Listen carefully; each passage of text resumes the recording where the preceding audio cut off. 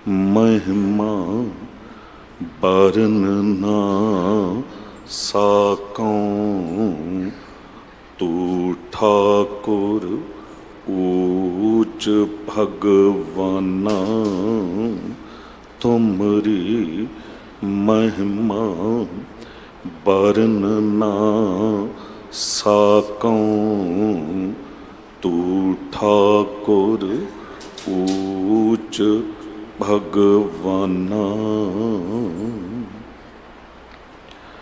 शब्दावतार बाणी दे बोहित, जुगोह जुग अटल, परम सन्मान योग, परम सत्कार योग, चवर छतर तख्त के मालिक, साहिबे कबाल साहिबे बरकत, साहिबे कमाल मुर्शदे कामल, कामले रहबर, रोशने चिराग नूरे नज़र, पीरां दे पीर बाबियां दे बाबे, जोगियां दे जोगी, नाथां दे नाथ, रहबरां दे रहबर, गुरुआं दे गुरु, ज्ञान दे सागर, समुची मनुखता दे सांझा आत्मक भंडार, साहिब गुरु ग्रंथ साहिब जी दी पावन हजूरी तो महान सतगुरु अष्टम बलबीरा अठवें पातशाह बाला प्रीतम साहिब गुरु हरकृष्ण साहिब जी दे पावन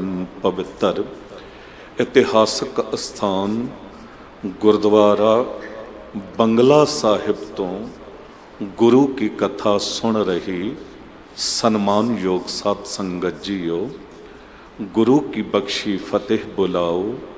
वाहिगुरु जी का खालसा, वाहिगुरु जी की फतेह। बंगला साहिब कहंदियां अचानक ही ख्याल आया कि साहिब ते नहीं हुंदा सी, ये ते राजा जय सिंह मिर्जा दा बंगला ही सी, पर साहिब किस तरह बन गया? क्योंकि गुरु हरकृष्ण साहब सतगुरु जी दे पावन चरण जद पए ते ए साहिब बन गया।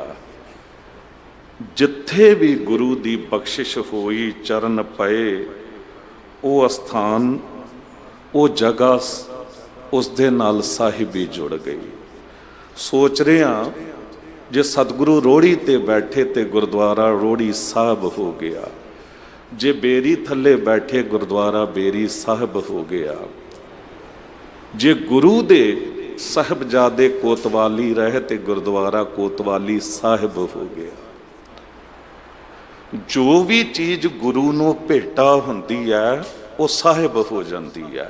घर दे च कपड़े बड़े ने, नवें तो नवें वस्त्र लियाउंदे आ, पर वो उत्थे लीड़े कपड़े ही ने, पर जद गुरु नूं भेटा हो गए ते रुमाला साहिब हो गए। लकड़ बहुत है घर च, सोना लोगों के घरां च बहुत है, सुनियारियां दुकानां ते शोरूम जड़े ने बड़ा सोना पिया। दुबई सोना बाजार ढेर लगे ने सोने दे, उत्थे सोना सोना ही है। बाहर लकड़ बहुत है, लकड़ लकड़ ही है, पर जद गुरु नूं भेटा होई ते पालकी साहिब हो गई। चौर बाहर बड़े झुलदे ने, पर जद गुरु नूं भेटा होया ते चौर साहिब हो गया। गुरु के सिखा जे तू भी भेटा हो जावे ना गुरु नूं किसे दिन, ते साहिब बनदियां तैनू भी देर नहीं लगेगी। बने नहीं साहिब भाई लहणा जी, गुरु नानक देव साहब जी नाल जुड़े हो गए साहिब।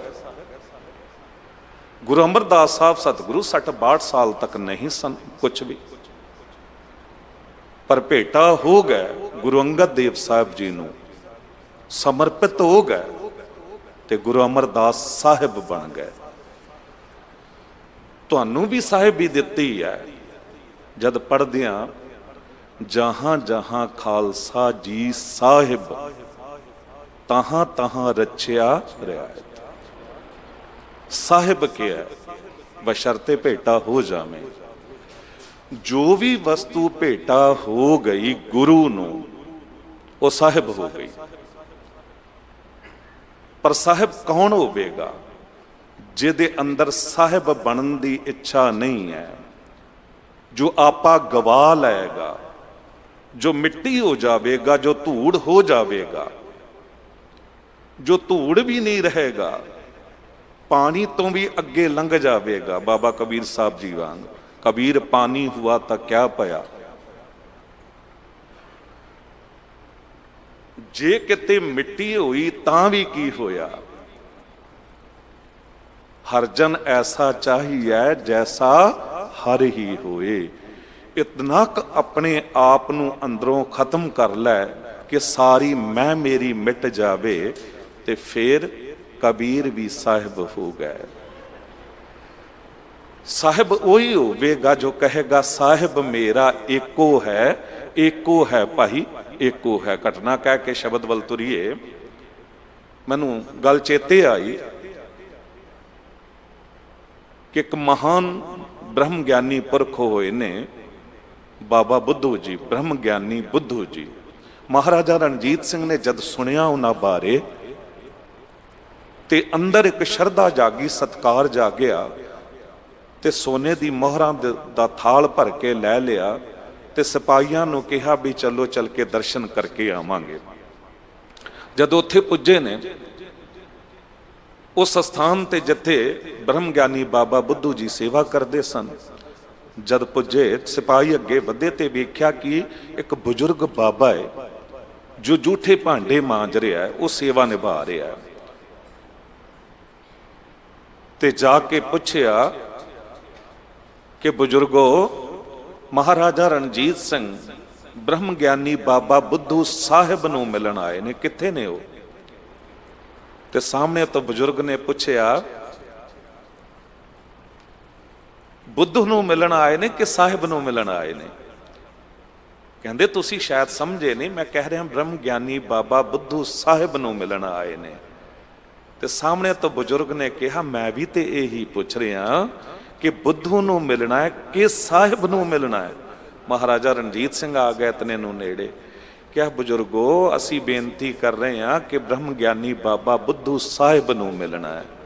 ਉਦੋਂ ਹੀ ਬਾਂਹ ਫੜ ਲਈ ਬਜ਼ੁਰਗ ਨੇ ਮਹਾਰਾਜਾ ਰਣਜੀਤ ਸਿੰਘ ਦੀ ਤੇ ਕਿਹਾ ਆਓ ਮੇਰੇ ਨਾਲ। ਉੱਪਰ ਚੁਬਾਰੇ ਤੇ ਲੈ ਗਏ, ਉੱਥੇ ਸਾਹਿਬ ਗੁਰੂ ਗ੍ਰੰਥ ਸਾਹਿਬ ਜੀ ਦਾ ਪਾਵਨ ਪ੍ਰਕਾਸ਼ ਸੀ ਤੇ ਕਹਿ ਦਿੱਤਾ ਰਣਜੀਤ ਸਿੰਘਾ ਜੇ ਸਾਹਿਬ ਨੂੰ ਮਿਲਣਾ ਹੈ ਤੇ ਜਾ ਸਾਹਮਣੇ ਸਾਹਿਬ ਗੁਰੂ ਗ੍ਰੰਥ ਸਾਹਿਬ ਜੀ ਨੂੰ ਮਿਲ ਲੈ, ਤੇ ਜੇ ਬੁੱਧੂ ਨੂੰ ਮਿਲਣਾ ਹੈ ਨਾ ਤੇ ਬੁੱਧੂ ਤੇਰੇ ਸਾਹਮਣੇ ਖੜਾ ਹੈ, ਬੁੱਧੂ ਤੇਰੇ ਸਾਹਮਣੇ ਗਿਆ। ਪਰ ਜਦ ਇਹ ਅਵਸਥਾ ਹੋ ਜਾਂਦੀ ਭੋਲੇ ਭਾਏ ਮਿਲੇ ਰਘੁਰਾਇਆ, ਤੇ ਇਹ ਨੇ ਅਸਲ ਸੰਤ ਜਿਨ੍ਹਾਂ ਬਾਰੇ ਸਾਹਿਬ ਅੱਜ ਕਹਿ ਰਹੇ ਨੇ ਸੰਤ ਆਰਾਧਨ ਸਦ ਸਦਾ ਸਭਨਾ ਕਾ ਬਖਸ਼ਿੰਦ।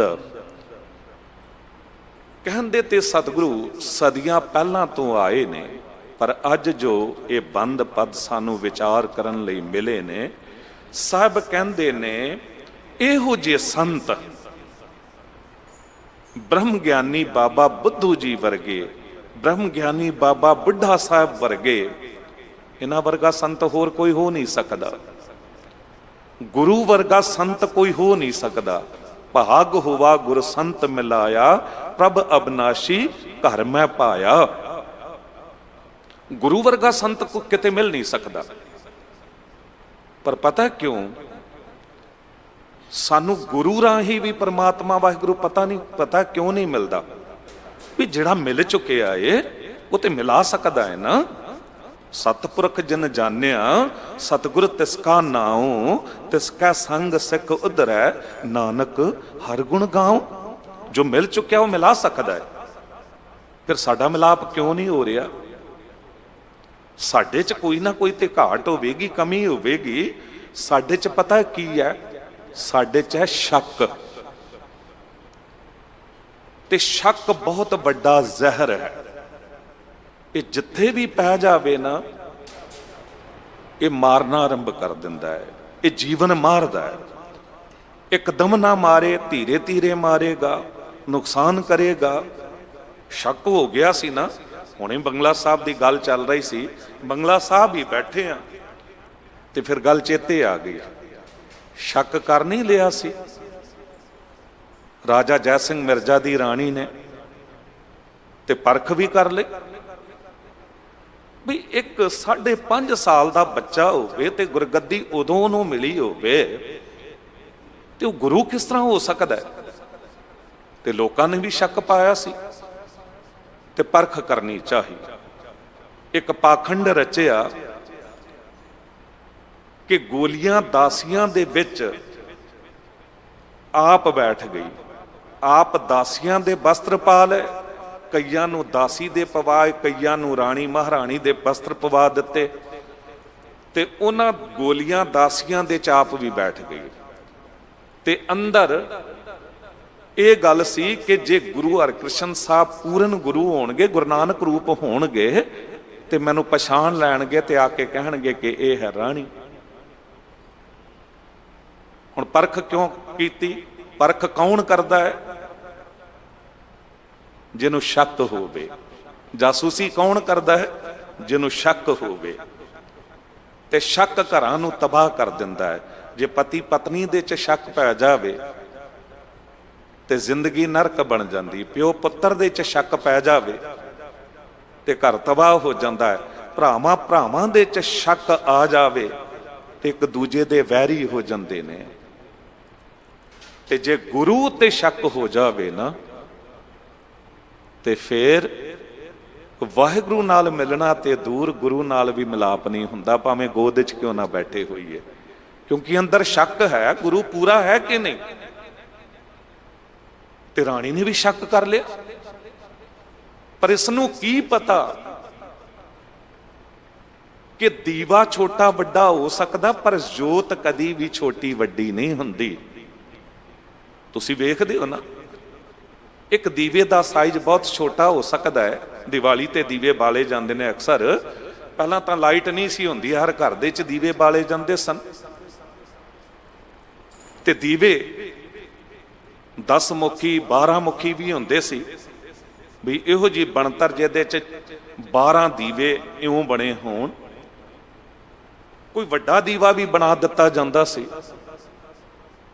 ਪਰ ਦੀਵਾ ਛੋਟਾ ਵੱਡਾ ਹੋ ਸਕਦਾ, ਜੋਤ ਕਦੀ ਵੀ ਛੋਟੀ ਵੱਡੀ ਨਹੀਂ ਹੁੰਦੀ।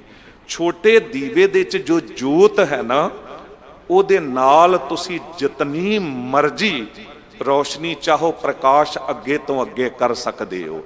ਇੱਕ ਉਸ ਜੋਤ ਨਾਲ ਕਿਤਨੇ ਹੀ ਦੀਵੇ ਤੁਸੀਂ ਜਗਾ ਸਕਦੇ ਹੋ, ਪਰ ਜੋਤ ਦਾ ਪ੍ਰਕਾਸ਼ ਘਟੇਗਾ ਨਹੀਂ। ਇਹਨੂੰ ਕੀ ਪਤਾ ਕਿ ਦੀਵਾ ਛੋਟਾ ਵੱਡਾ ਹੋ ਸਕਦਾ, ਜੋਤ ਛੋਟੀ ਵੱਡੀ ਨਹੀਂ।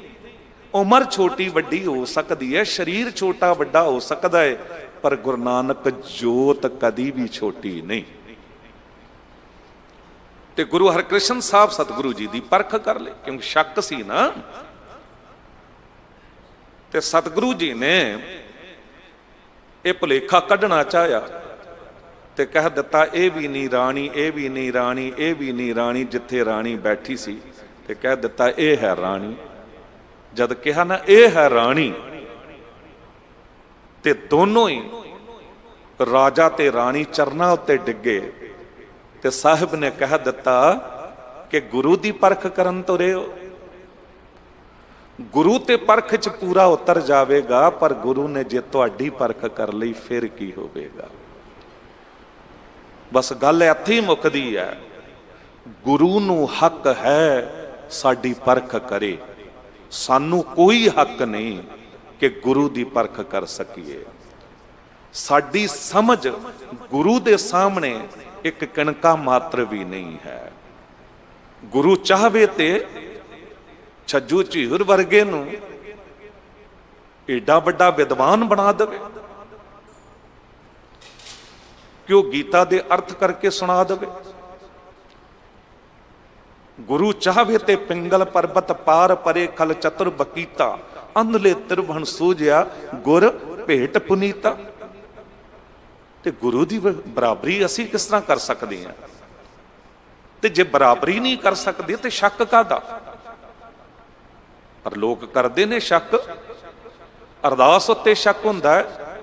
ਅਰਦਾਸ ਕਰਨ ਲੱਗੇ ਗੁਰੂ ਹਰਕ੍ਰਿਸ਼ਨ ਸਾਹਿਬ ਜੀ ਦੇ ਸਾਹਮਣੇ, ਗੁਰੂ ਤੇਗ ਬਹਾਦਰ ਸਾਹਿਬ ਜੀ ਦੇ ਸਾਹਮਣੇ ਅਰਦਾਸ ਕਰਦੇ ਆ ਬੰਦਾ, ਤੇ ਅੰਦਰ ਇੱਕ ਵਿਚਾਰ ਚੱਲ ਰਹੀ ਹੈ ਕਿ ਜੇ ਅਰਦਾਸ ਇੱਥੋਂ ਨਾ ਪੂਰੀ ਹੋਈ ਤੇ ਵੇਖਾਂਗਾ ਫਲਾਣੀ ਜਗ੍ਹਾ ਨਾ ਬੰਗਲਾ ਸਾਹਿਬ ਦੇ ਬਾਹਰ ਇੱਕ ਮਜ਼ਾਰ ਹੈ, ਉੱਥੇ ਵੀ ਮੱਥਾ ਟੇਕ ਲਾਂਗਾ। ਇੱਥੋਂ ਤੁਰਾਂਗਾ ਕਿਤੇ ਹੋਰ ਪੁੱਲ ਦੇ ਥੱਲੇ ਕੋਈ ਕਬਰ ਮਜ਼ਾਰ, ਉੱਥੇ ਕੋਈ ਚਾਦਰ ਚੜਾ ਰਿਹਾ ਹੋਵੇਗਾ, ਉੱਥੇ ਵੀ ਮੱਥਾ ਟੇਕ ਲਿਆਂਗਾ। ਕਿਸੇ ਜੋਤਿਸ਼ ਤਾਂਤਰਿਕ ਨੂੰ ਪੁੱਛ ਲਿਆਂਗਾ। ਗੁਰੂ ਦੀ ਗੱਲ ਨਹੀਂ ਮੰਨਣੀ, ਤਾਂਤਰਿਕਾਂ ਦੀ ਗੱਲ ਮੰਨ ਲੈਣੀ। ਇੱਧਰ ਭੋਗਲ ਸਾਈਡ ਨਾ ਅੱਜ ਤੋਂ ਕੋਈ 12-14 ਸਾਲ ਪਹਿਲਾਂ ਇੱਕ ਜੋਤਿਸ਼ ਨੇ ਆ ਕੇ ਨਵਾਂ ਵਪਾਰ ਸ਼ੁਰੂ ਕੀਤਾ ਆਪਣਾ, ਤੇ ਉਹਨੇ ਸ਼ੋਰੂਮ ਵਾਂਗ ਨਾ ਇੱਕ ਦੁਕਾਨ ਕਿਰਾਏ ਤੇ ਲੈ ਕੇ ਸ਼ੀਸ਼ੇ ਸ਼ੂਸ਼ੇ ਲਾ ਕੇ ਵਧੀਆ ਅੰਦਰ ਇੰਟੀਰੀਅਰ ਤੇ ਵਪਾਰ ਸ਼ੁਰੂ ਕੀਤਾ ਕਿ ਇੱਥੇ ਜਿਹੜਾ ਆਵੇਗਾ ਪੁੱਛਣ ਉਹਨੂੰ ਭਵਿੱਖ ਦੱਸਿਆ ਜਾਵੇਗਾ ਤੇ ਸਾਰੇ ਰੋਗ ਦੂਰ ਹੋਣਗੇ। ਜਾਣਾ ਸ਼ੁਰੂ ਕਰ ਦਿੱਤਾ। ਹੁਣ ਸਿੱਖ ਵੀ ਜਾਣੇ ਆਰੰਭ ਹੋ ਗਿਆ ਕੁਛ। ਇਹ ਕੌਣ ਜਾਂਦੇ ਨੇ ਗੁਰੂ ਨੂੰ ਛੱਡ ਕੇ, ਗੁਰੂ ਗ੍ਰੰਥ ਸਾਹਿਬ ਜੀ ਨੂੰ ਛੱਡ ਕੇ?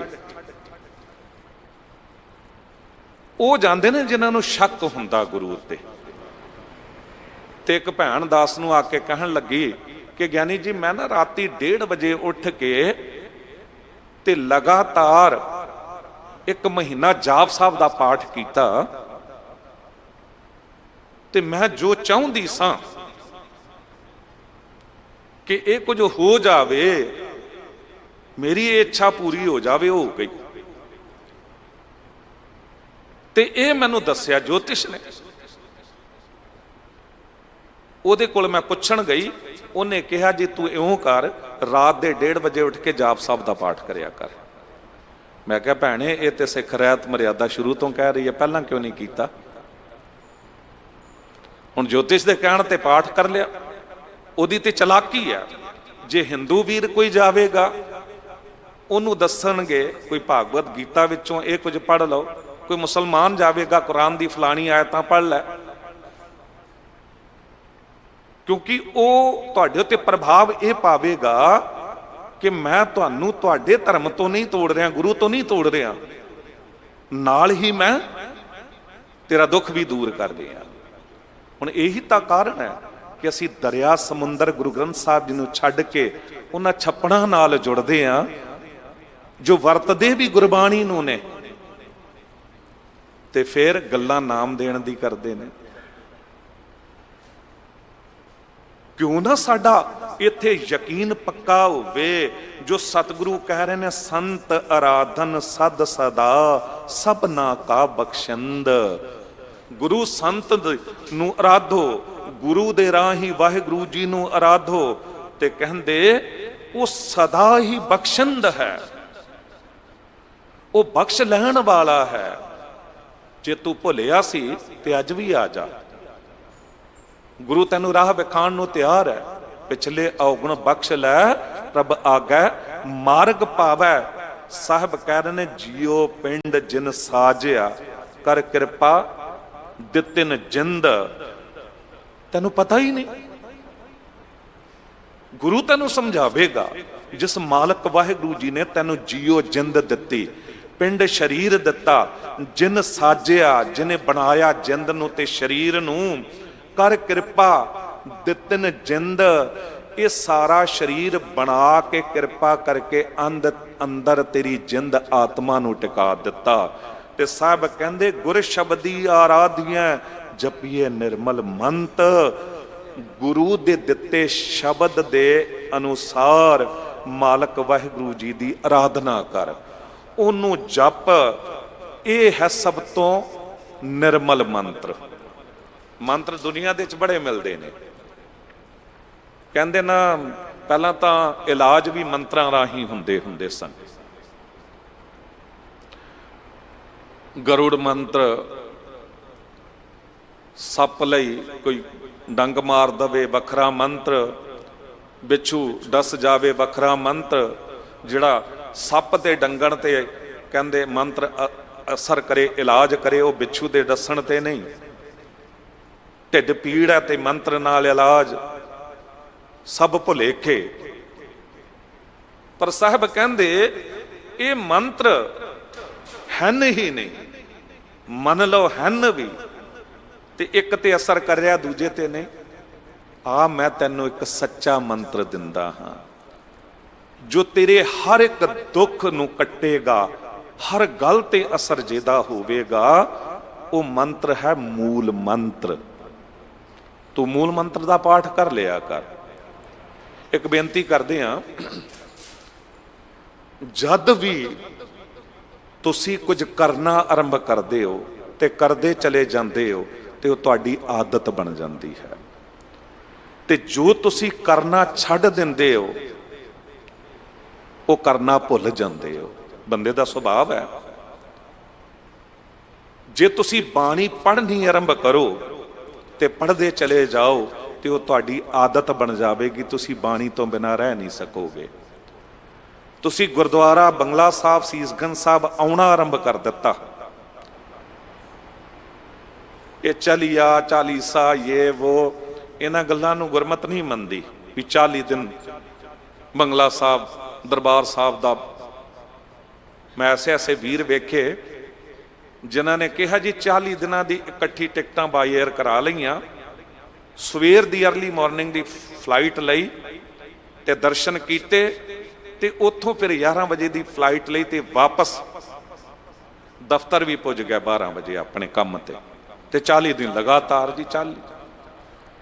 नहीं, गुरमत दे विच इस गल दा कोई वो नहीं है भी 40 दिन ही आना है। हाँ, एक गल जरूर है कि ऐसे मनुख वेखे जिन्हां ने लगातार 40 दिन आना शुरू किया ते फिर 40 दिन नहीं रह गया, वो लगातार ही बन गया कईयां दा। वो फिर नहीं रह सके बंगला साहब तो बिना, वो फिर नहीं रह सके सीसगंज साहब तो बिना, वो रोज का नियम बन गया। इनू समझना थोड़ा जा गल नूं। एक मनोवैज्ञानिक तौर पर एक गल होर तुहानूं मैं कह दियां कि राती बंदा सौण लग्गिया जे उहदे अंदर कोई वैर विरोध की गल चल रही है, वैरी है उहदी सोच च, ते सवेरे जागेगा तो वह वैरी उहदे सामने खड़ा होवेगा। मतलब फिर वही चलचित्र वांग रात वेले जे मनुख दे अंदर केवल काम है, कामी है, किसी बारे सोच के चल रहा है, तो सवेर हुंदियां ही उही तस्वीर तुहाडे सामने खड़ी होवेगी।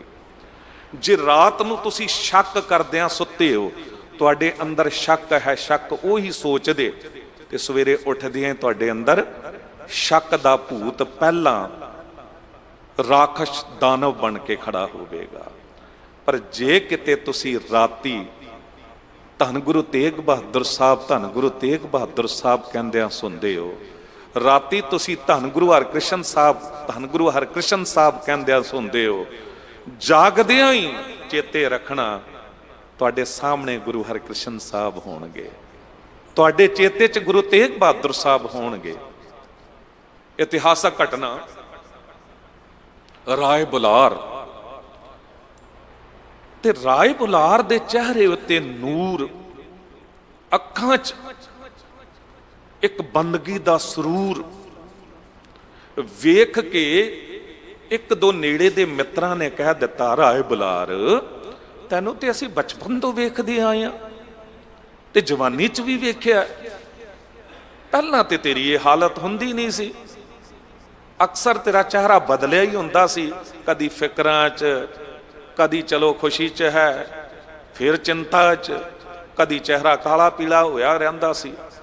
पर हुण वेख रहे हां तेरे चेहरे उत्ते जो नूर है, अखां च जो पवित्र सरूर है, ये बदलदा ही नहीं है। ये हो की गया है? ये कुछ सालां तो तेरी अवस्था ही बदल गई है। राय बुलार ने पता है की कहा? कहंदे पहला मैनू नानक गुरु नहीं सी मिलिया, जिस दिन तो नानक आया है ना ते मैं दीदार कीते ते मैं समझिया, ते उदों तो मैं अपने अंदर एक गल पक्की कर लई, सो जाऊं मैं नानक गुरु कहते कहते, सो जाऊं मैं नानक गुरु कहते कहते, खुले आंख मेरी नानक गुरु कहते कहते, हबीबे खुदा को मैंने खुदा जैसा समझा। गुरु नानक देव साहब जी बारे कहना, हबीबे खुदा को मैंने खुदा जैसा समझा, खुदा मिल गया खुदा कहते कहते, खुदा मिल गया खुदा कहते कहते। कहते हुण तां मैं सुनदा ते नानक कहंदे कहंदे, ते मैं जागदा ते मेरे सामने नानक ही खड़ा है, नानक ही खड़ा। साडी अवस्था क्यों नहीं हो सकती ऐसी? क्योंकि उस जज्बे नाल ना असी गुरु नूं चेते ही नहीं करते। वो तड़प पैदा होंदी नहीं। हर दर्शन को मेरा मन बहुत तपता है, जो त्रिखावंत बिन नीर, मेरे मन प्रेम लगो तीर, हमरी बेदन हर पब जानै, मेरे मन अंतर की पीर। वो पीड़ जागे, वो पीड़ जागे, अंदर दर्द उठे, जो गुरु रामदास साहब जी कोल सी। ते याद रखियो मिलदियां देर नहीं लगेगी। ये पुकार होवे जो हर दर्शन को मेरा मन बहुत तपता है कहा जा रहा है। कोई पुकार करे, कोई आन मिलावे मेरा प्रीतम प्यारा, हो तिस पै आप वेचाई। कोई मिलावे ते सही, मैं अपने आप नूं उत्थे वेच दियांगा, ਉਹਦੇ ਕੋਲ ਵੇਚਣ ਨੂੰ ਤਿਆਰ ਆ। क्यों गुरु नानक देव साहब जी ने वेचिया नहीं अपने आप नूं? कहा ना बचन मुल खरीदी, लाला गोला गुर की बचनी, हाट बिकाना, विक गया मैं ओदी हट्टी ते, जित लाया तित लागा। ते सतगुरु जी की लिया, की लैके विके? कहंदे गुरु दे बचनां तो विक गया। हुण असीं गुरु दे बचनां दी कदर ही नहीं जाणदे।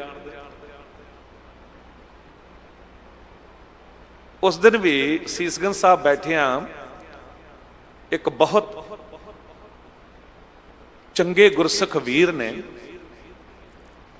वो रोज ही आउणगे ते बिल्कुल सन्मुख बैठ के ना, गुरु ग्रंथ साहब जी की हजूरी संगत बैठी है, कथावाचक कथा कर रहा, कीर्तन करन वाला कीर्तन कर रहा है, तो वो सामने बैठ के ते अपना नितनेम पाठ करते हैं। तो मैं क्या वीरे, नितनेम ते आपां घर भी कर सकते हाँ, नहीं तो गड्डी च आंदे आंदे कर लिया करो, भी सुनते आए। सानू तां क्या उठत बैठत सोवत जागत सगल ध्याईऐ अवरदा जीओ। नितनेम ते तुरद्यां फिरद्यां भी आपां कर सकते हाँ, नाम जप सकते हाँ, क्योंकि गुरु सतगुरु कह रहे हैं, मोहर ला रहे हैं, उठत बैठत सोवत जागत सगल ध्याईऐ अवरदा जीओ। पर इत्थे जद आउंदे आ ना, ते गुरु दे बचनां दी कदर जानी है। जे कीर्तन कथा हो रही है तो उतना टाइम उन्होंने सुनी। एक दिन शायद बेनती की सी दास ने कि एक ओंकार सतगुर प्रसाद, एक अकाल पुरख वाहिगुरू मिलता किस तरह? सतगुर प्रसाद, सतगुरु की कृपा सदका। प्रसाद का अर्थ है कृपा, ते प्रसाद तो ही प्रसाद शब्द बनया, जो आप देग नूं कहंदे आ, गुरु की देग नूं। पर तुसीं वेखो साडी भावना किहो जी है कि जिथे देग वरताई जाती है, जे सेवादार वरता रहा है, साडी अणगहली या ओदी अणगहली, एक कणका भी प्रसाद दा थल्ले डिग जावे ना, ते असीं देर नहीं लाउंदे, उदों चुक के मूँह च पा लैंदे आ। सानू ये भी गलानी घृणा नहीं आउंदी कि इत्थे कईयां दे पैर पए होणगे, कारपेट किन्ना पुराना है, नहीं आउंदी गल, क्योंकि सानू पता है वो इतनी पवित्र वस्तु है, ਉਹਦੀ ਬੇਅਦਬੀ ना हो जाए। ਅਸੀਂ ਉਹਨੂੰ ਮੂੰਹ 'ਚ ਸੰਭਾਲ ਲੈਂਦੇ ਆ, ਉਸੇ ਵੇਲੇ ਚੁੱਕ ਲੈਂਦੇ ਆ। ਪਰ ਦੂਜੇ ਪਾਸੇ ਅਸੀਂ ਕੀ ਕਰਦੇ ਆ? ਪ੍ਰਸ਼ਾਦ ਤੋਂ ਉੱਪਰ ਦੀ ਜੋ ਗੱਲ ਹੈ, ਪ੍ਰਸਾਦ, ਗੁਰੂ ਦੀ ਕਿਰਪਾ, ਗੁਰੂ ਦੇ ਬਚਨ ਜੋ ਇਸ ਵੇਲੇ ਤੁਹਾਡੀ ਝੋਲੀ ਪੈ ਰਹੇ ਨੇ, ਇਹ ਮਨ ਰੂਪੀ ਝੋਲੀ 'ਚ ਸੰਭਾਲਣਾ ਹੀ ਨਹੀਂ ਚਾਹੁੰਦੇ। ਹੁਣ ਜੇ ਕਿਤੇ सेवादार प्रसाद दे रहा, ओक बना के असी लैना है, तो दोनों हत्थां दी वित्थां मिटा के उंगलां दियां ते इउं जोड़ के असी प्रसाद लैंदे आ। एक हो जाते ने, ओक कद बनती बिल्कुल एक हो जाना। ते जे किते वो प्रसाद दे रहा सेवादार, असी दोनों हथ खोल दईए या हथ इधर उधर हो जान, तो प्रसाद ने डिगना है ना, बिल्कुल इउं जद भी गुरुद्वारे बैठे हैं मन रूपी ओक एक मन हो के गुरु दी गल नूं सुनना है, गुरु दी कथा नूं सुनना है, ते फिर वेख्यो जीवन बदलदियां देर नहीं लगेगी, फिर वो कृपा हो जाएगी। जो सतगुरु कह रहे हैं गुर शब्दी आराध्य जपिया निर्मल मंत, गुरु दे शब्द राही। हुण शब्द की है? शब्द साडे गुरु दा गुरु, शब्द साडा गुरु, शब्द आप वाहिगुरु। कहा नहीं गुरु नानक देव साहब जी ने, शब्द गुरु सुरत धुन चेला, मेरा गुरु शब्द है। ते शब्द है की? जे शब्द साडे गुरु दा गुरु है, गुरु नानक देव साहब जी कह रहे ने, ते अज साडा भी गुरु है शब्द गुरु ग्रंथ साहब जी सानू लड़ लाया। शब्द साडे गुरु दा गुरु, शब्द साडा गुरु, शब्द आप वाहिगुरु। क्योंकि इसे शब्द इस बाणी बारे क्या ना, वाह वाह बाणी निरंकार है जिस जेवड़ अवरनग। ते साहब उही गल कह रहे ने कि ये शब्द ये बाणी जीवन नूं पवित्र कर दिंदी है। कीमत कहन ना जाइए, परमेश्वर बेअंत, परमेश्वर बहुत बेअंत है, ये मुल नाल नहीं खरीदिया जा सकता, ये बहुत अमूलक है। कंचन स्यों पाइया नहीं तोल, मन दे राम लिया है मोल। मन दोगे तां मिलेगा, मन बेचै सतगुर कै पास, तिस सेवक कै कारज रास। साहब कहंदे जिस मन वसै नारायण, सो कहिए भगवंत। जिस दे हिरदे च मालक वाहिगुरु वस जावे ना, वो ते रब रूप हो जाता। हर हर जन दो एक हैं, बिब विचार कछ ना है, जलते उपज तरंग जो जल ही बिखै समाहे। कि हो नहीं सकता बंदा वाहिगुरु दा रूप, गुरु दा रूप, गुरु दा रूप होए ने ना, ताही तां कहा खालसा मेरो रूप है खास, खालसे मैं हूं करो निवास। पर साडे वर्गे खालसे बारे थोड़ा कह दिता है, ये उन्हां बारे कहा, 50 प्यारियां बारे, ये 40 मुक्तियां बारे कहा, ये उन्हां बारे कहा जो वाकई गुरु दा रूप हो चुके सन। जे गुरु आवाज मारदा है ते नंगी कृपान हथ दे विच, ते श्री साहब लहरा के गुरु कहंदा है कोई गुरु का बेटा जो करे अपना सीस भेटा। ते जिन्हां ने पहला ही मन्निया होया सी, जाओ तो प्रेम खिलन का चाओ, सिर धरतली गली मेरी आओ। जिन्हां ने पहला ही मन्निया होया सी सिर मेरा थोड़ा, सतगुर आ गया सीस भेट देव। जे सतगुर सच्चा भाव है, दौड़ के एक नहीं दूजा तीजा चौथा पंजवां भी आ गया। ते ऐसी गल नहीं केवल 5 उठे सन, लाइन लगी सी, पर सतगुरु 5 नूं लै गए, 5 नूं लै गए। ते जद बाणा पवा के ले आए ना, ते अमृत छकाया, बाणी भी दिती बाणा भी दिता। उदों 20-20 हज़ार ਸਿੰਘਾਂ ने इतिहास दसदा है कि अमृत छकिया सी।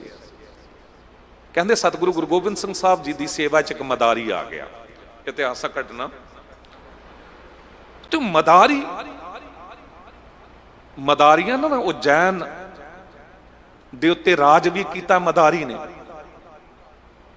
वो मदारी ने जो सवाल किया सी दशमेश पिता नूं, वो थोड़ा पिछों खड़े 1-2 मिनट बेनती करके ते तां वो गल समझ आवेगी। कहंदे एक मदारी पहुंच गया उज्जैन दे राजा कोल, ते जाके कहंदा है कि मैं खेड विखाउणी है। ते राजे ने कहा ऊल जलूल खेडा मैं नहीं वेखदा, इहो जे मदारी कई वेखे ने। जे कोई हट के गल है, बिल्कुल अलग गल है, वो विखा। ते उन्हें क्या विखा देंगा, पर जे बिल्कुल हट के गल जो हो ही ना सकती वो विखा दें, फिर की दोगे? कहने लगा आधा राज दे देंगा। राजा बड़ा चलाक सी कि जो भी विखावेगा मैं कह देंगा जी ये तो मैं वेख्या होया वेख्या होया। उन्हें खेड शुरू की। उन्हें क्या राजन ये मेरी पत्नी है, इनू मैं तेरे कोल छड्ड के जा रहा, ते वापस आके मैं तेरे तो ले आंगा। उपरों एक रस्सी सुट्टी गई जो दी पत्नी ने सुट्टी सी, ते पत्नी थल्ले आ गई। ये हुण कहंदा कि उपर ना देवतावां दा ते राक्षसां दा युद्ध हो रहा है, ते मैं उपर वेखण जा रहा, ते जद वापस आवांगा ना ते मैं अपनी पत्नी वापस ले आंगा तेरे तो, ते जे पत्नी वापस ना मिली ते तैनू अद्धा राज वाकई देना पवेगा। राजा कहंदा बिल्कुल। उन्होंने पता सी पत्नी इत्थे ही जावेगी कित्थे। जो मदारी उपर चढ़िया ओदी खेड़ सी अजीब कि अचानक ओदी एक बांह डिग्गी, कट के दूजी डिग्गी, लत्तां डिग्गियां, सिर डिग्गिया, धाड़ भी डिग गया। डिग्गिया ते ओदी पत्नी ने नहाउणा शुरू कर दिता। मुकदी गल ओह कहंदी इहदे नाल मैं सती होना, मेरा पति गुजर गया। उन्हें उस वेले अग बाली ते अपने पति नाल सती हो गई। सती हो गई, जब सती हो गई तो वेखदा की है राजा कि वह मदारी तुरया चला आ रहा उपरों। हैरान हो गया। उन्हें आके कहा कि राजन मेरी पत्नी वापस करो। वो कहने लगा पत्नी किसों वापस आवेगी, पत्नी तो इत्थे सड़ चुकी है तेरे नाल, ते तेरा शरीर इत्थे मरिया पिया सी। वो कहने लगा हो ही नहीं सकता है, पत्नी तेरे महलों च। राजा कहता नहीं ऐसा नहीं हो सकता। अचानक ही वेखदा कि अंदरों पत्नी तुरी चली आवे। हुण राजे नूं कहंदा अद्धा राज दे। अद्धा राज मिलिया, मदारी ने राज किया। वो मदारी उन्हां विचों किते गुरु गोबिंद सिंह साहब सतगुरु जी के चरनां च एक दिन आ गया, ते जदे कुछ वेख्या ना, 5 ਸਿੰਘਾਂ ने सीस दिते ते सतगुरु ने लए, ते उन्हें सवाल कर दिता सतगुरु असी ते मदारी हाँ, असी ते खेड विखाउंदे आ, पाखंड रचदे आ, इहो जी चीज़ां करदे आ कि भुलेखा पा दिंदे आ, ते की तुसी भी भुलेखा पाया? कहण लगे सज्जणा ये भुलेखा नहीं है, ये मेरे ओ 5 प्यारे ਸਿੰਘ ने जिन्हां ने सीस दे के कईयां नूं सीस देना सिखा दिता है। इत्थे मदारियां वाला तमाशा नहीं हुंदा, इत्थे मेरे गुरु पिता गुरु तेग बहादुर साहब जी ने सीस दे के वो खजाना भर दिता सीस दा जो रहंदी दुनिया तक कदी मुकेगा नहीं, सीस गंज दे रूप विच।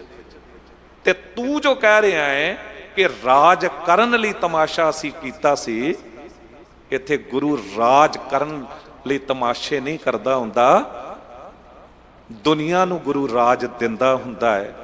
ते ऐसा हुंदा आया सत संगत जी। ਸਿੰਘਾਂ ने 7 वारी दिल्ली नूं जित्तिया जो फतेह दिवस मनाउंदे आ, ते जित के फिर वापस कर दिता राज। गुरु गोबिंद सिंह साहब सतगुरु कुल बहादुर शाह ने पुकार की औरंगजेब के पुत्र ने कि मेरे भरा ने राज खो लिया ते मैनू वापस दिवाओ। सतगुरु गुरु गोबिंद सिंह साहब जी की मर्जी,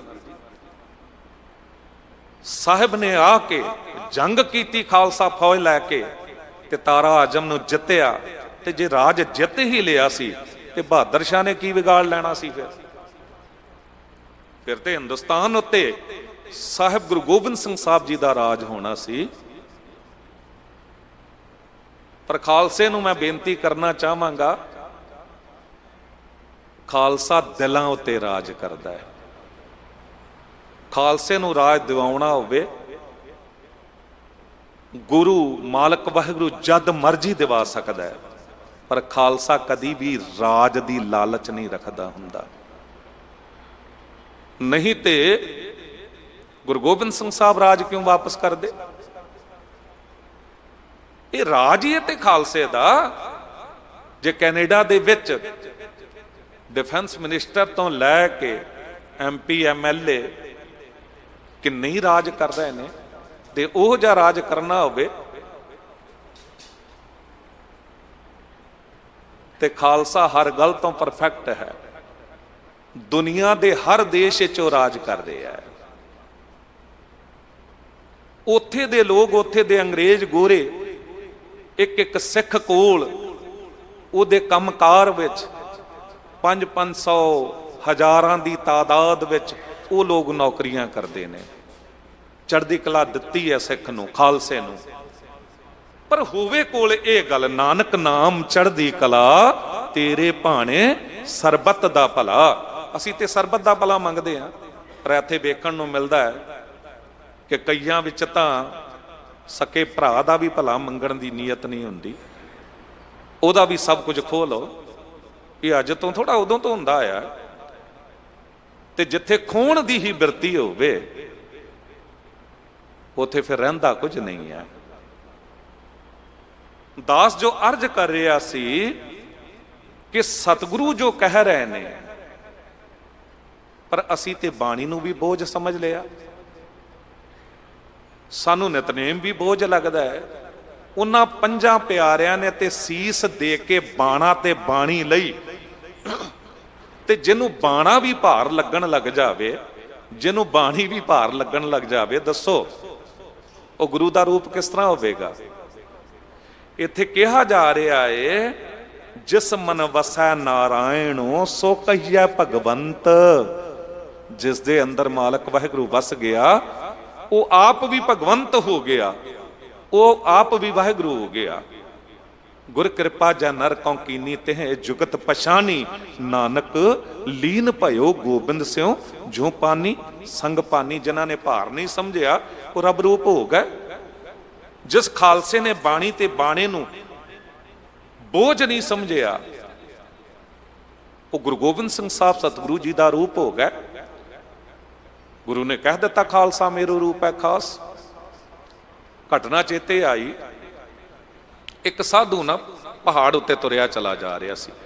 ਹੁਣ ਜਿਹੜੇ ਆਪਾਂ ਨਾ ਮੈਦਾਨੀ ਇਲਾਕਿਆਂ 'ਚ ਰਹਿਣ ਵਾਲੇ ਆ, ਪਹਾੜ ਤੇ ਚੜੀਏ ਤੇ ਛੇਤੀ ਹੀ ਸਾਹ ਫੁੱਲ ਜਾਂਦਾ ਹੈ। ਪਰ ਜਿਹੜੇ ਪਹਾੜੀ ਲੋਕ ਹੁੰਦੇ ਨੇ ਨਾ, ਉਹ ਤੁਰੇ ਫਿਰਦੇ ਨੇ, ਉਹਨਾਂ ਦਾ ਨਹੀਂ ਸਾਹ ਚੜਦਾ। ਤੇ ਸਾਧੂ ਕੋਲ ਛੋਟਾ ਜਿਹਾ ਬਿਸਤਰਾ ਸੀ, ਇੱਕ ਛਾਤਾ ਸੀ, ਥੋੜਾ ਕਮੰਡਲ ਸਮਾਨ ਸੀ। ਉਹ ਹੰਭ ਗਿਆ ਤੇ ਬੈਠ ਗਿਆ ਆਰਾਮ ਕਰਨ ਲਈ। ਅਚਾਨਕ ਕੀ ਵੇਖਦਾ, 10 ਕੁ ਸਾਲ ਦੀ ਇੱਕ ਬੱਚੀ ਹੈ ਤੇ ਉਹਨੇ 4 ਕੁ ਸਾਲ ਦਾ ਆਪਣਾ ਭਰਾ ਪਿੱਠ ਉੱਤੇ ਚੁੱਕਿਆ ਤੇ ਤੇਜ਼ੀ ਨਾਲ ਚੜੀ ਚਲੀ ਜਾ ਰਹੀ ਹੈ। ਉਹ ਸਾਧੂ ਨੇ ਰੋਕਿਆ ਕਿ ਪੁੱਤਰ ਰੁਕ, ਤੂੰ ਵੀ ਥੱਕ ਗਈ ਹੋਵੇਂਗੀ, ਮੈਂ ਵੀ ਇਹ ਭਾਰ ਚੁੱਕਿਆ ਤੇ ਤੂੰ ਵੀ ਪਿੱਛੇ ਇਹ ਬੱਚੇ ਨੂੰ ਚੁੱਕਿਆ, ਭਾਰ ਚੁੱਕਿਆ, ਥੋੜਾ ਆਰਾਮ ਕਰ ਲੈ।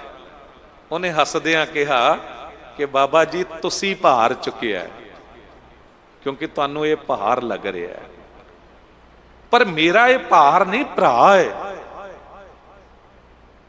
ਤੇ ਭਰਾ ਭੈਣਾ ਉੱਤੇ ਭਾਰ ਨਹੀਂ ਹੁੰਦੇ, ਭਰਾ ਭਰਾ ਉੱਤੇ ਭਾਰ ਨਹੀਂ ਹੁੰਦੇ। ਕਹਿ ਕੇ ਅੱਗੇ ਤੁਰ ਪਈ। ਹੱਕਾ ਬੱਕਾ ਦੇਖਦਾ ਰਹਿ ਗਿਆ। ਭਲਿਓ ਗੱਲ ਇਹੀ ਹੈ, ਅੱਜ ਸਾਨੂੰ ਜਿਸ ਤਰ੍ਹਾਂ ਉਸ ਸਾਧੂ ਨੂੰ ਇੱਕ ਕਮੰਡਲ ਤੇ ਛੋਟਾ ਜਿਹਾ ਬਿਸਤਰਾ ਭਾਰ ਲੱਗਣ ਲੱਗੇ ਆ ਨਾ, ਤੇ ਜਿਹਨੂੰ ਕਿਰਪਾਨ ਭਾਰ ਲੱਗੇ, ਜਿਹਨੂੰ ਕੜਾ ਭਾਰ ਲੱਗੇ, ਜਿਹਨੂੰ ਸਿਰ ਉੱਤੇ ਦਸਤਾਰ ਭਾਰ ਲੱਗਣ ਲੱਗ ਜਾਵੇ, ਦੱਸੋ ਉਹਨੂੰ ਕੀ ਹੱਕ ਹੈ ਇਹ ਕਹਿਣ ਦਾ ਕਿ ਮੈਂ ਗੁਰੂ ਦਾ ਸਿੱਖ ਹਾਂ। ਉਹ ਕਿਸ ਤਰ੍ਹਾਂ ਗੁਰੂ ਦਾ ਰੂਪ ਹੋ ਸਕੇਗਾ? ਉਹਦੇ ਬਾਰੇ ਗੁਰੂ ਕਿਸ ਤਰ੍ਹਾਂ ਕਹਿਣਗੇ, ਖਾਲਸਾ ਮੇਰੂ ਰੂਪ ਹੈ ਖਾਸ, ਖਾਲਸੇ ਮੈਂ ਹਾਂ ਕਰੋ ਨਿਵਾਸ। ਬਸ ਇਸ ਅਵਸਥਾ ਨੂੰ ਪ੍ਰਾਪਤ ਕਰਨ ਲਈ ਨਾ, ਜਿਸ ਮਨ ਵਸੈ ਨਾਰਾਇਣੋ ਸੋ ਕਹੀਐ ਭਗਵੰਤ, ਉਹਨੂੰ ਵਸਾਣਾ ਪਏਗਾ। ਅੰਦਰ ਇੱਛਾ ਪੂਰੀ ਕਰਨੀ ਪੈਦਾ ਕਰਨੀ ਪਏਗੀ। ਜੀ ਕੀ ਲੋਚਾ ਪੂਰੀ ਹੈ ਮਿਲੈ ਸੁਆਮੀ ਕੰਤ। ਲੋਚਾ ਇੱਛਾ, ਜੇ ਅੰਦਰ ਇੱਛਾ ਪੈਦਾ ਹੋ ਜਾਵੇ ਤੇ ਸੁਆਮੀ ਉਹ ਪਤੀ ਕੰਤ ਮਿਲਦਿਆਂ ਦੇਰ ਨਹੀਂ ਲੱਗੇਗੀ। ਨਾਨਕ ਜੀਵੈ ਜਪ ਹਰੀ ਦੁਖ ਸਭੇ ਹੀ ਹੰਤ। ਨਾਨਕ ਜੀ ਕਹਿੰਦੇ ਕਿ ਉਸ ਹਰੀ ਪਰਮਾਤਮਾ ਦਾ ਨਾਮ ਜਪੋ, ਦੁੱਖ ਪਾਪ ਸਾਰੇ ਖਤਮ ਹੋ ਜਾਣਗੇ। ਦਿਨ ਰੈਣ ਜਿਸ ਨਾ ਵਿਸਰੈ ਸੋ ਹਰਿਆ ਹੋਵੇ ਜੰਤ। ਦਿਨ ਰੈਣ ਹੈਡਿੰਗ ਹੈ ਇਸ ਸ਼ਬਦ, ਇਸ ਬਾਣੀ ਦਾ। ਕਹਿੰਦੇ ਜਿਹਨੂੰ ਦਿਨ ਰੈਣ ਉਹ ਨਾ ਵਿਸਰੇ ਨਾ ਵਾਹਿਗੁਰੂ, ਕਹਿੰਦੇ ਉਹ ਹਰਿਆ ਭਰਿਆ ਹੋ ਜਾਂਦਾ ਹੈ। ਜਿੱਦਾਂ ਕੋਈ ਦਰਖਤ ਸੁੱਕਿਆ ਹੋਵੇ ਨਾ, ਉਹਨੂੰ ਪਾਣੀ ਪੈਣਾ ਰੋਜ਼ ਆਰੰਭ ਹੋ ਜਾਵੇ ਤੇ ਉਹ ਹਰਿਆ ਭਰਿਆ ਹੋ ਜਾਂਦਾ। ਇਸ ਤਰ੍ਹਾਂ ਉਹ ਹਰਿਆ ਭਰਿਆ ਹੋ ਜਾਂਦਾ ਹੈ। ਪਰ ਇੱਥੇ ਕੀ ਹੋ ਰਿਹਾ? ਦਿਨ ਰਹਿਣ नाम ते की जपना रहन गवाई सोए कै दिवस खवाया खाए। हीरे जैसा जन्म है कौड़ी बदले जाए। साहब कहंदे सर्ब कला प्रभ पूरणो मंझ निबाणी थाऊं। वाहिगुरु सर्ब कला भरपूर है, वो प्रभु पूरा है। मंझ निमाणी, मैं बहुत निमाणी हाँ। मैं निमाणे दा कोई होर थां नहीं है उस मालक वाहिगुरु जी तो बिना। ते मैं कीता की है, हर ओट गही मन अंदरे। गही दा अर्थ हुंदा पकड़ लेना। मैं ओदी ओट नूं पकड़ लिया है मन दे अंदर। जप जप जीवा नाओ। इस मन दे विच हुण वाहिगुरु जी दा नाम ही चलदा है। कर किरपा प्रभ आपनी जन धूड़ी संग समाओ। मालक वाहिगुरु ऐसी कृपा मेरे उत्ते कर दे कि मैं तेरे सेवकां दी चरण धूड़ बन जावां। भाव की इतनी निमरता विच आ जावां कि मैं तेरे दास जना दी धूड़ी बन के, भाव की इतनी निमरता अपने अंदर पैदा करके ते मैं तेरे विच ही समा जावां। ज्यों तू राखै त्यों रहां, तेरा दिता पहना खाऊं। ज्यों तू रखे उसी तरह मैं रहां। जो तू देवे वो मैं खावां, कोई हुज्जत करा ही ना। जो मिल गया ठीक है। यही ते है संतोखी सुभाव। बिन तुद होर जे मंगना, सिर दुखां कै दुख। देह नाम संतोखिया, उतरै मन की भुख। साचे नाम की लागै भूख, उत भूखै खाए चली है दुख। वो अवस्था बन जावे ते साहब कहंदे उदम सोई कराए प्रभ मिल साधु गुण गाओ। वो मालक वाहिगुरु ऐसा चंगा उदम करावे कि मैं गुरु साधु नूं मिल के ओदे गुण गाउंदा रहां। दूजी जाए ना सुझे जिथे कूकण जाओ। जाए जगह, दूजी जगह कोई मैनू नजर ही नहीं आती जिथे जाके मैं कूक पुकार करा। हुण जे साडी अवस्था बन जावे, गुरु ग्रंथ साहब जी तो अलावा होर किते असी आसरा ही ना रखीए। असी इउं भरोसे नाल कह दईए कि दूजी कोई जगह ही नजर नहीं आती जिथे कूकण जाइए। बस इत्थे आके केसो केसो कूकीए, इत्थे कूक पुकार करदे रहिए। कदी ना कदी ते मिलाप हो ही जाएगा, कदी ना कदी कृपा ते हो ही जाएगी। ते साहब कहंदे अज्ञान विनाशन विनासत। कहंदे अज्ञान जिहड़ा है इनू विनाश देना तम हरण। तम दा अर्थ हुंदा है हनेरा। अज्ञानता रूपी हनेरा ये दूर करके ऊंचे अगम अपा। ऐ मालक वाहिगुरु तू अपने उच्चे उस स्वरूप नाल सानू जोड़ दे। मन विछड़िया हर मेलिए नानक एह सुआओ। सुआओ दा अर्थ हुंदा स्वार्थ। पदार्थां दा बड़ा स्वार्थ है हर एक नूं सानू। काश ये स्वार्थ वाहिगुरु दे मिलाप दा हो जावे ते गल बन जावेगी। साहब कहंदे मेरा मन विछड़िया होया है। मन विछड़िया हर मेलीए वाहिगुरु तू मैनू मिला दे। नानक यह सुभाओ। नानक दा ते यही स्वार्थ है, बाकी होर कुछ नहीं मैनू चाहिदा। अखीर च कहंदे ने सर्ब कल्याण तित दिन हर परसी गुर के पाओ।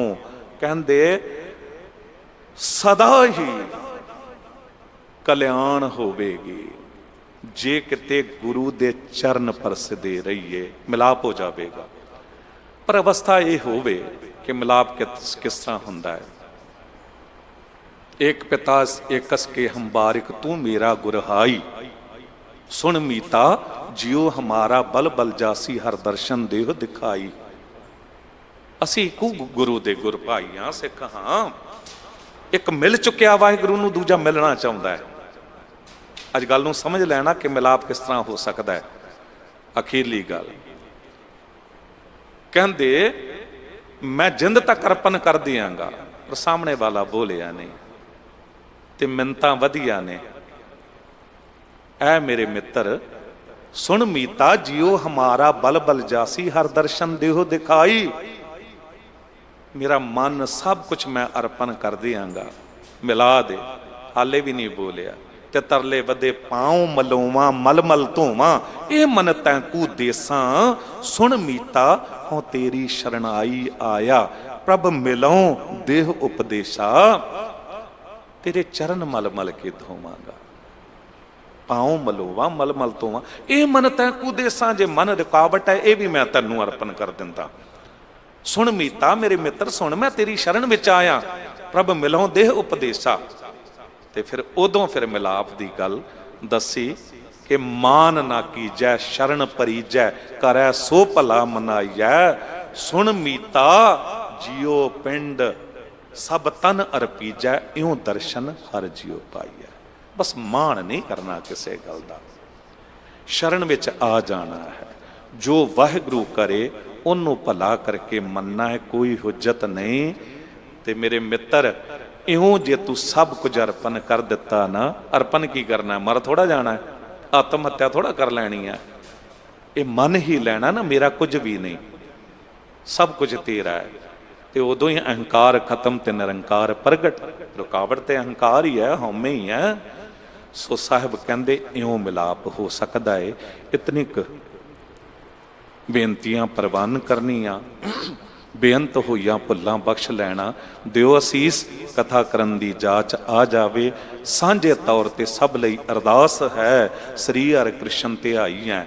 जिस डिठे सब दुख जाए, तेग बहादुर सिमरै, हर नौ निध आबै धाए। सब थाई होए सहाय। बुलाओ फतेह, वाहिगुरू जी का खालसा, वाहिगुरू जी।